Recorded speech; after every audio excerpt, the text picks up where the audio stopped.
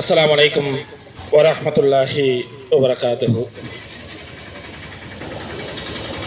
அன்புக்குரிய பொதுமக்களே, அன்பு சகோதரர்களே, சொந்தங்களே, உறவுகளே, தமிழ்நாடு தௌஹீத் ஜமாத் மேலக்காவிரி கிளை ஒன்றின் சார்பாக மேலக்காவிரி சாவடி முனையில் மெகாஃபோன் பிரச்சாரம் நடைபெறுகின்றது. இந்த மெகாஃபோன் பிரச்சாரம் எதை குறிப்பிட்டிருக்கிறது என்று கேட்டால், தலைப்பு வேண்டாம் பராத் இரவு என்ற தலைப்பின் கீழே மக்களிடையே சொல்ல வேண்டிய தருணத்தில் இருப்பதனால் இந்த தெருமுனையில் ஒன்று கூடி இந்த தகவலை சொல்கின்றோம்.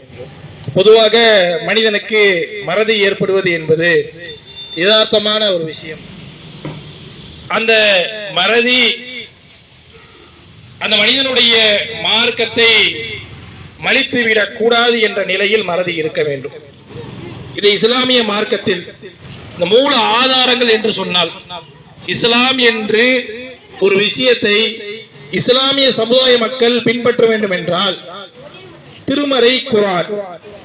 அல்லாஹ் இந்த மனித குலத்திற்கு நேர்வழி காட்டுவதற்காக, நேர்வழியில் மனிதர்களை செலுத்துவதற்காக இறுதி தூதர் நபிகள் நாயகம் ஸல்லல்லாஹு அலைஹி வஸல்லம் அவர்கள் வழியாக அனுப்பிய வேத வரிகள் தான் திருமறை குர்ஆன். இந்த திருமறை குர்ஆனில் இறைவன் கட்டளையாக சொல்லியிருக்க வேண்டும். இந்த இஸ்லாமிய சமுதாய மக்கள் எதனை செய்கின்றார்களா, அந்த செய்யக்கூடிய விஷயம் திருமறை குர்ஆனில் சொல்லப்பட்டிருக்க வேண்டும். இந்த திருமறை குர்ஆனை நபியே நீர் விளக்க வேண்டும் என்று திருமறை குர்ஆனிலே வேதவரியாக இறைவன் சொல்லியிருக்கான நபிகள் நாயகம் ஸல்லல்லாஹு அலைஹி வஸல்லம் அவர்களுடைய விளக்கமாக இருக்க வேண்டும். இந்த விளக்கமாக இருக்கக்கூடிய நபிகள் நாயகத்துடைய பொன்மொழி இறைவன் நம்மை படைத்த, நம்மை பரிபாலிக்கக்கூடிய ஒரே ஒரு இறைவனுடைய கூற்றாக இருக்க வேண்டும். இரண்டு மட்டும்தான் இந்த இஸ்லாமிய சமுதாயம் வரிகளாக எடுத்து பின்பற்ற வேண்டுமே தவிர, இதற்கு வெளியே இருக்கக்கூடிய எவ்வளவு பெரிய உயர்ந்த மனிதர்கள் சொன்னாலும் நாளை மறுமையில் அல்லாஹ் கூலி வழங்குவான்னு சொல்லி நம்பி செய்யக்கூடாது. அல்லாஹ் சொல்லியிருக்கின்றான், இந்த குர்ஆன் வசனத்தை பார்த்து நன்மை செய்யுங்கள் என்று சொன்னால் அதை தான் இஸ்லாமிய சமுதாயம் செய்ய வேண்டுமே தவிர, நான் சிந்தித்து உணர்ந்து இந்த நாளில் இதையெல்லாம் நம்ம சேர்ந்து செய்வோம், இப்படி சேர்ந்து செய்வதற்காக மார்க்கம் எந்த விதமான வழிமுறைகளையும் கற்றுக் கொடுக்கவில்லை. பொதுவாக இந்த இஸ்லாமிய மார்க்கத்தில் அல்லாஹ்வுக்கு கட்டுப்பட வேண்டும், அல்லாஹ்வுடைய தூதருக்கு கட்டுப்பட வேண்டும். இந்த கட்டுப்படுதல் என்பது என்னது? அல்லாஹ் சொல்லிய விஷயத்தை செய்ய வேண்டும், அல்லாஹ்வுடைய தூதர் சொன்ன விஷயத்தை செய்ய வேண்டும்.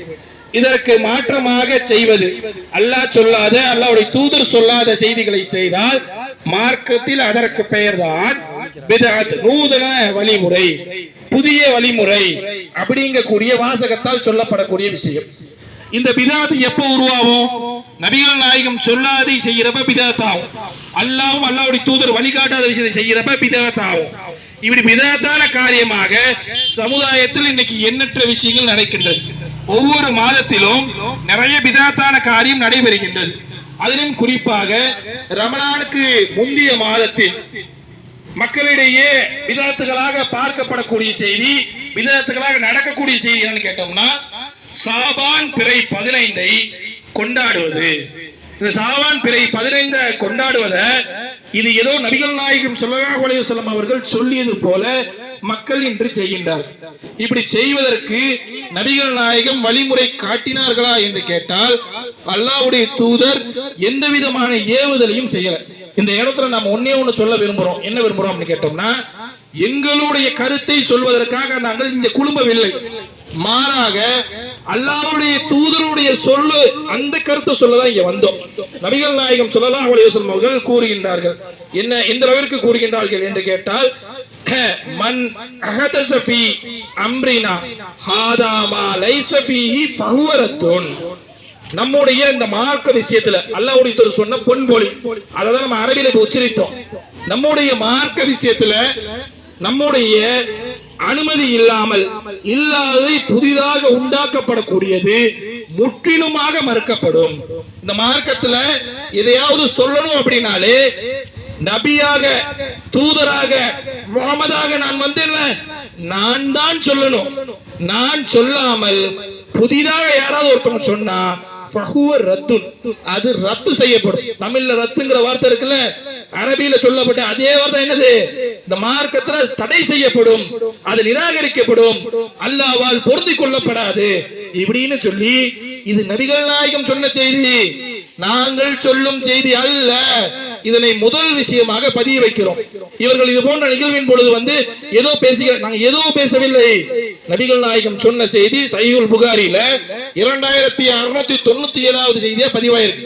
அப்ப நபிகள் நாயகத்தினுடைய அங்கீகாரம் இல்லாமல் செய்யப்படக்கூடிய வழிபாட்டுகள் வணக்கங்கள் அனைத்துமே நிராகரிக்கப்படும். இன்னும் அல்லாஹ் சொல்றாங்க, சஹீஹுல் புகாரில 7280வது செய்தியா பதிவாயிருக்குது, என் சமுதாயத்தில் அனைவரும் சொர்க்கம் செல்வார்கள். நபிகள் நாயகம் வாக்குறுதி கொடுக்கிறாங்க. என்ன வாக்குறுதி கொடுக்கிறாங்க? என்னுடைய சமுதாயத்துல எல்லாரும் சொர்க்கம் போவாங்க, என்னை ஏற்க மறுத்தவரை தவிர. உடனே நபிகள் நாயகம் முன்பாக இருக்கக்கூடிய மக்கள் கேட்கின்றார்கள், அல்லாஹ்வின் தூதரே, ஏற்க மறுப்பது என்றால் என்ன? ஏற்றுக்கொள்ள மறுக்கக்கூடிய விஷயம் நீங்க சொல்றீங்க, அப்படி ஏற்க மறுத்தவன் யார்? அவருடைய தன்மை என்ன? அவங்கள பத்தி எங்களுக்கு சொல்லுங்க. அன்றைக்கு அந்த மனிதர்கள் கேட்ட கேள்வி ஏன் தெரியுமா? அந்த பட்டியல நாங்க வந்துடக்கூடாது, நாங்க சேர்ந்துடக்கூடாதுன்னு அவங்க ஆசைப்பட்டாங்க. இன்னைக்கு ஒரு படி கூடுதலாக சென்று நாங்கள் உங்களோடு சேர்ந்து நம்ம எல்லாரையும் சேர்த்து இந்த பட்டியல நம்ம வந்துடக்கூடாதுங்கிறதுக்காக தாங்க இங்க கூடி நாங்க இந்த தகவலை சொல்லிட்டு இருக்கோம். இப்ப ஏன் இந்த தகவலை என்கிட்ட சொல்றீங்கன்னு கேக்குறீங்களா? இந்த பட்டியலில் நாங்கள் வரக்கூடாது, எங்க அளவில் நாங்க இதை பின்பற்றினோம்னா நாங்க வரமாட்டோம். ஆனா எங்களுக்கு பெரிய ஆசை என்னது? எங்கள் ஊர் மேலக்காவிரி, மேலக்காவில் இருக்கக்கூடிய அனைத்து மக்களையுமே, அந்த அனைத்து மக்களையும் சேர்த்து இந்த பட்டியலில் எங்க கூட சேர்ந்து நன்மையான காரியங்கள் செய்யதான் நாங்கள் அழைப்பு விடுக்கின்றோம். இந்த பட்டியலுக்கு மாற்றமாக சென்று விடக்கூடாது. ஏனென்றால் இந்த பட்டியல் சொல்லக்கூடிய தகவல் என்ன? மக்கள் அல்லாஹ்வின் தூதரை ஏற்க மறுப்பவன் என்றால் யார்? எனக்கு கீழ்ப்படிந்தவர் சொர்க்கம் புகுவார், எனக்கு மாறு செய்தவர், சத்தியத்தை ஏற்க மறுத்தவர் நரகம் புகுவார் என்று அல்லாஹ்வுடைய தூதர் ஸல்லல்லாஹு அலைஹி வஸல்லம் அவர்கள் சொல்லிய செய்தி சஹீஹுல் புகாரில 7280வது செய்தியாக பதிவாயிருக்கின்றது. இப்படி இந்த செய்திகள் கூறுவது என்னன்னு கேட்டோம்னா, அல்லாஹ்வுடைய தூதருக்கு கட்டுப்பட்டு நடக்கணும், அல்லாஹ்வுடைய தூதருக்கு அவங்களுக்கு கீழ் பணிந்து நடக்கணும், நபிகள் நாயகம் சொன்னதை செய்ய வேண்டும். இப்படி செய்யக்கூடியவர் தான் சொர்க்கம் புகுவார் என்று நபிகள் நாயகம் ஸல்லல்லாஹு அலைஹி வஸல்லம் அவர்கள் கூறியிருக்கின்றார்கள். இப்படி நபிகள் நாயகம் ஸல்லல்லாஹு அலைஹி வஸல்லம் அவர்களே கூறியிருக்கக்கூடிய இந்த செய்தி நமக்கு எல்லாம் பெரிய பாடத்தை கற்றுக் கொடுக்கின்றது. எந்த அளவிற்கு கீழ்ப்படிதல், நபிகள் நாயகத்துக்கு கட்டுப்படுதல் இப்படிங்கிற விஷயத்தை ஒவ்வொரு முஸ்லிம்களும் கண்டிப்பாக செய்தாக வேண்டும். ஏனென்றால் இந்த மார்க்கத்தில் சட்டமேற்றும் அதிகாரம் அல்லாஹ்வுக்கும் அல்லாஹ்வுடைய தூதருக்கும் மட்டுமே தான் இருக்கு. இத உலகத்துல நம்ம செய்யறோங்க, ஆனா மார்க்க விஷயம் வரப்ப மட்டும்தான் செய்யறது கிடையாது. பொதுவாக ஒரு உதாரணம் சொல்ல வேண்டும் என்றால், நம்மளுடைய இடத்தை அரசு, அன்புக்குரிய பொதுமக்களே, இந்த உலக வாழ்க்கையில அரசாங்கம் விதித்திருக்கக்கூடிய விதிகளுக்கு மாற்றமாக நடந்தால் எப்படி நமது உடைமைகள் நம்மிடமிருந்து பறி போகுமோ, அது போன்றுதான் மார்க்கத்தில் நபிகள் நாயகம் ஸல்லல்லாஹு அலைஹி வஸல்லம் அவர்களும், நபிகள் நாயகம் ஸல்லல்லாஹு அலைஹி வஸல்லம் அவருடைய இறைவனான நமது இறைவனான அல்லாஹ்வும் இடாத கட்டளையை செய்தால் அது கண்டிப்பாக நாளை மறுமையில் நமக்கு பயன் தராது. இந்த உலகத்துல நாம ஒரு சொத்தை வச்சிருக்கோம், அந்த வச்சிருக்கக்கூடிய சொத்திற்கு நம்ம கிட்ட பேப்பருங்கிற பேர்ல ஏதோ ஒண்ணு இருக்குது, அது முறையாக இல்லை, அரசாங்கம் அங்கீகரிக்கக்கூடிய வகையில் இல்லை. அங்கீகரிக்கக்கூடிய வகையில் இல்லாத பொழுது திடீரென்று அரசாங்கம் நம்மை நோக்கி வருகிறது, உங்களுடைய சொத்தினை நாங்கள் இடிக்க போகிறோம் அப்படின்னு சொல்லுது. அப்படி சொல்லக்கூடிய நேரத்தில் உரிய ஆவணங்கள் இருந்தால் அந்த ஆவணங்களை காட்டினால் அரசாங்கம் நீடிப்பதில் இருந்து பின்வாங்கி இந்த இடத்திற்கு சொந்தக்காரர் அவர் இடத்தின் மீது எப்படி கை வைக்க முடியும் என்று கேட்கலாம். ஆவணம் இல்லை என்றால் அரசாங்கம் வரும், இடிக்கும், கை சேதப்பட்டவர்களாக நஷ்டவாதிகளாக நாம் மாறுவது இந்த உலகத்தில் யதார்த்தமான ஒரு விஷயம். இதே ஒப்பீடுதாங்க, இதே ஒப்பீடுதான் நாம இன்னைக்கு அமல்னு செய்யறோம். அந்த அமலுங்கிறது அல்லாஹ்வுடைய தூதரால் அங்கீகரிக்கப்பட்டிருக்க வேண்டும், அல்லாஹ்வுடைய சொல்லால் அங்கீகரிக்கப்பட்டிருக்க வேண்டும், அல்லாஹ்வுடைய தூதர் வழிமுறை காமித்திருக்க வேண்டும். இப்படி காமித்த செயல்கள் செய்திகளை தான் முஸ்லிம்கள் வாழ்க்கையில் நடைமுறைகளாக செய்ய வேண்டுமே தவிர அதை மாற்றமாக நன்மையான காரியம் தான். இந்த இரவுல என்ன செய்யறாங்க அப்படிங்கிற ஒரு கேள்வி மக்கள் மத்தியிலே வரும். யாசின் ஓதுகிறார்கள், 100 ரக்காயத்து தொழுகிறார்கள், இன்னும் சொல்ல வேண்டும் என்றால் உணவு பதார்த்தங்களை மக்களுக்கு விநியோகம் செய்கின்றார்கள், நோன்பு வைக்கின்றார்கள். இதெல்லாம் இஸ்லாம் காட்டினாத வணக்க வழிமுறையா என்று மக்களிடையே கேள்விகள் எழும்புகின்றது. நன்மையான காரியங்கள் தானே அப்ப செய்யறாங்க, அதை ஏன்பா நீங்க தடுக்கிறீங்க? நன்மையான காரியங்கள் செய்யக்கூடிய நேரத்தில் அதை ஊக்குவிச்சா உங்களுக்கு நன்மை தானே. நன்மையான காரியங்கள் தான் நன்மைதான் என்று மார்க்கத்தில் கூட்டுவதற்கு அனுமதி இருக்கின்றதா என்று கேட்டால் இன்று அளவும் சமுதாயத்தில் கூட்டாத ஒரே விஷயம் தெரியுமா? 5 வேளை தொழுகை. இந்த 5 வேளை தொழுகை இருக்குல்ல, ஃபஜருக்கு 2 ரக்காயத், லுஹருக்கு ஃபர்லு தொழுகை 4 ரக்காயத், அசருக்கு 4 ரக்காயத், மக்ரிபுக்கு 3 ரக்காயத், இஷாக்கு 4 ரக்காயத். ஒட்டுமொத்த உலகம் இப்படிதான் தொழுவுது, இதுக்கு மாற்றமாக தொழுவில்லை. ஒருவர் சொல்றாரு ஃபஜர 2 கூட்டுவோமே நன்மை தானே அப்படின்னு சொன்னா அந்த இடத்தில் என்ன பதில் ஒரு முஸ்லிமுக்கு உதிக்குமோ அதே போன்றுதான் நன்மைதானே, நன்மையான காரியங்களை தான் நம்ம செய்ய சொல்கிறோம் என்று சொல்லக்கூடிய நேரத்தில் இதே பார்வை இந்த இடத்துல வரும். இதைதான் நாங்க கோரிக்கையா கேட்கிறோங்க. உங்களுக்கு 5 வேளை கடமை வரலாறு தொழுகையில் இந்த பார்வை யதார்த்தமாக மாற்றங்கள் நடந்தால் சலசலப்பு நடக்கும், அதனை பின்வாங்க சொல்வோம், சண்டையிடுவோம், அதை செய்ய மாட்டோம், அதுல பின்பற்ற மாட்டோம்னு சொல்லி எப்படி மார்க்கத்தில் அதுல உறுதியாக இருக்கிறோமோ இது போன்று அனாச்சாரங்கள் பின்னாடி துவங்கக்கூடிய நேரத்தில் இது நபிகள் நாயகம் காட்டி தந்தார்களா, ரசூலா சொன்னாங்களா, ரசூலா செய்தார்களா, நபிகள் நாயகம் அங்கீகரித்தார்களா என்பதனை பொதுமக்கள் கவனத்தோட பார்க்கும். இப்படி நபிகள் நாயகம் அங்கீகரித்ததாக எந்த செய்தியுமே இல்லை. மாறாக பொய் டாக்குமெண்ட் போன்ற செய்திகள் தான் சமுதாயத்தில் புலம் சுற்றி திரிந்து அதனை மக்கள் பின்பற்றுகின்றார்கள். இது எந்த அளவிற்கு மோசம்னு கேட்டோம்னா இன்றைக்கு உண்மையா, அதாவது பெரும்பாலும் நாம் என்ன சொல்றோம், குர்ஆன் சுன்னாவை பின்பற்றக்கூடிய மக்கள் நம்ம இந்த பக்கம் திரும்பிட்டோம். ஆனால் இன்றைக்கும் சமுதாயத்தில் நாங்கள் ஹனஃபியாக்கள், நாங்கள் ஷாஃபியாக்கள் இப்படின்னு சொல்லி நாங்கள் ஹனவி மதஹபை சார்ந்தவர்கள் சொல்றோம். இப்படி ஹனவி மதஹபை உண்மையாக இந்த சமுதாய மக்கள் சாரலாங்க, நாங்க தான் உண்மையா சார்ந்திருக்கோம். என்னப்பா உல்டாவா பேசுற? ஆமாங்க, ஒருவர் சொல்வதை கீழ்ப்படிந்து கட்டுப்படுந்து நடந்தாதான் அவர் சொன்னதை ஃபாலோ பண்ணணும் ஆகும்.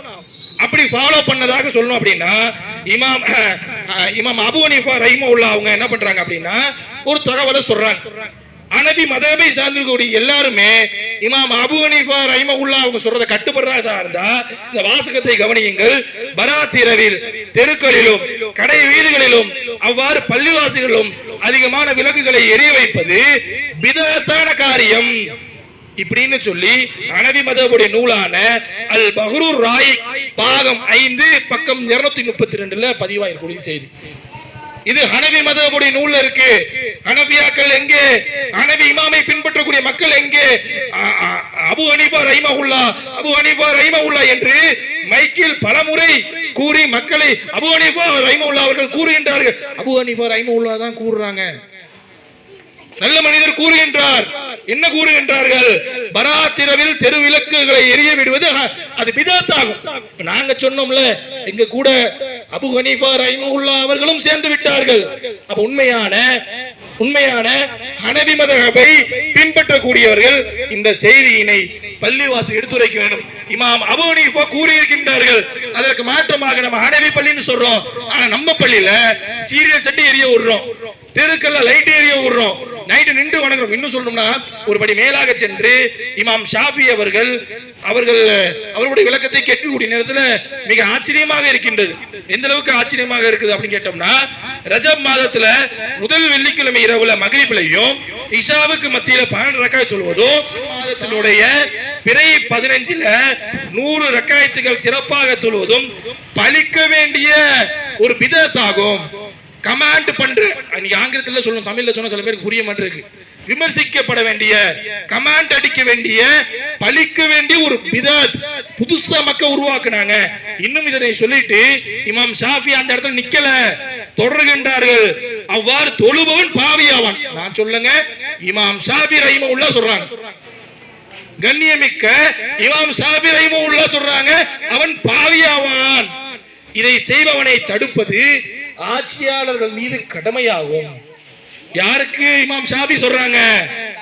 ஆட்சியாளருக்கு சொல்றாங்க. அப்ப ஜமாத்தார்களே, ஜமாத் தலைவர்களே, இமாம் ஷாஃபி ரஹிமஹுல்லாஹ் சொல்லக்கூடியது ஷாஃபி மதஹப் நூலான ஆனா பாகம் 1 பக்கம் 270 இவ்வளவு டீடைல்டா பேஜ் நம்பர் முதற்கொண்டு நீங்க கஷ்டமே படாம எடுக்கிறதுக்காக தாங்க சொல்றோம்.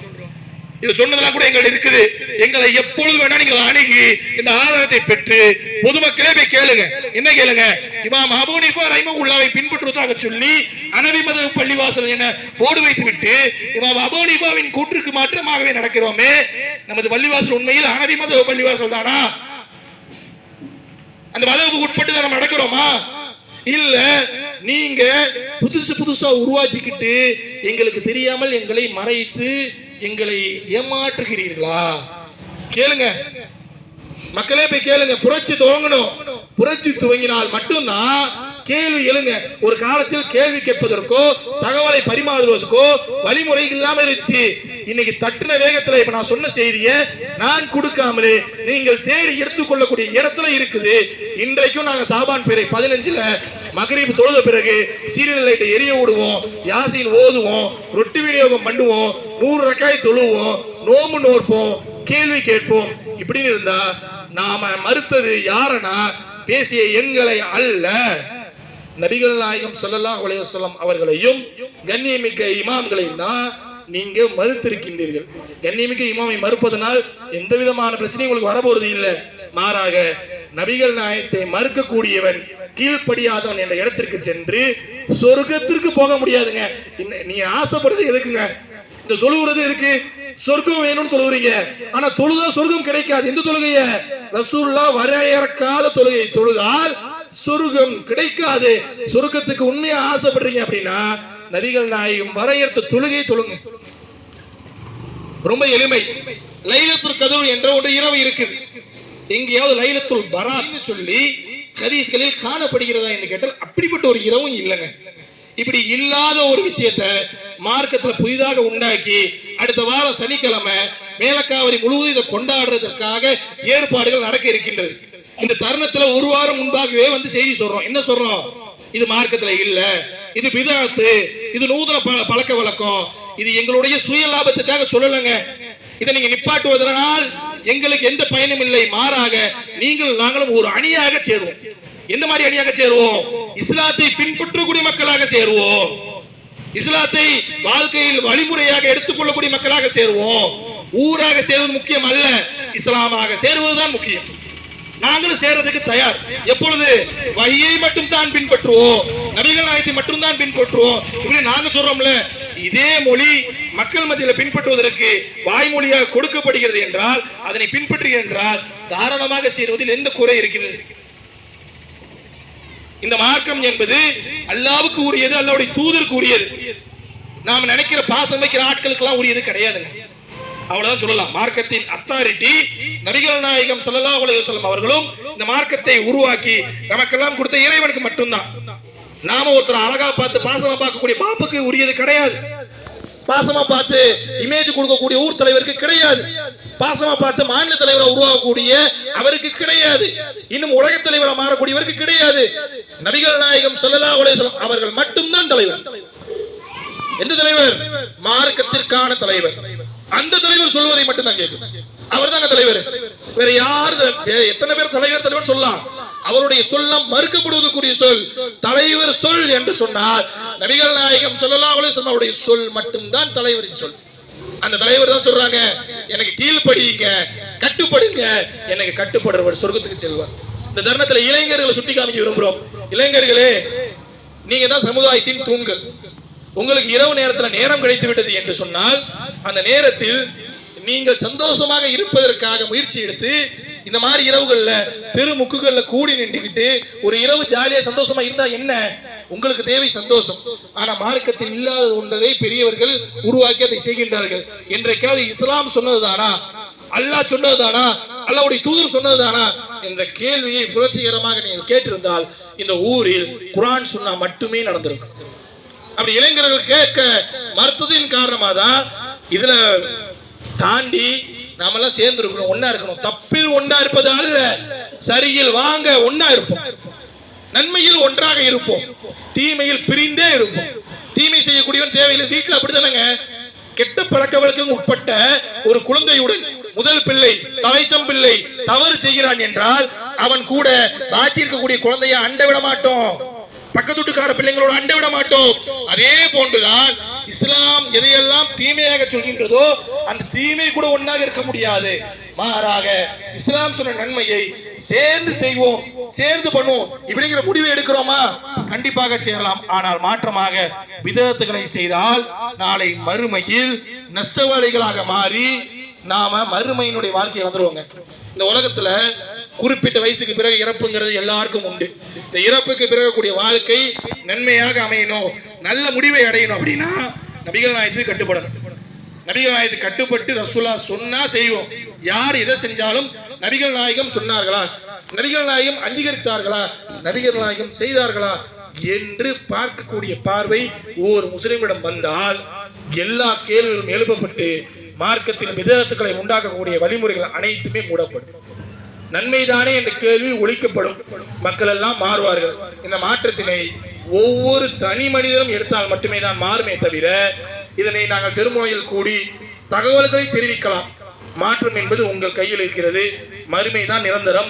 எப்படி பார்த்தாலும் இறப்பு அடையதான் போகின்றோம். இந்த இறப்பினை எதிர்நோக்கியவராக இருக்கக்கூடிய நாம் நன்மைகளை செய்து நன்மைகளில் முந்திக் கொள்ளக்கூடியவர்களாக, தீமையை தடுத்து விதத்துகளை முற்றிலுமாக விலகி சமுதாயத்தில் இஸ்லாம் சொல்லிய வழிமுறைகளை பின்பற்றக்கூடியவர்களாக நம் அனைவரும் வாழ்ந்து மரணிக்க வேண்டும் என்று கூறி என்னுடைய உரையினை நிறைவு செய்கின்றேன். வாழ்தான் அல்ஹம்துலில்லாஹி ரப்பில் ஆலமீன். அஸ்ஸலாமு அலைக்கும் வரஹ்மத்துல்லாஹி வபரகாத்துஹு.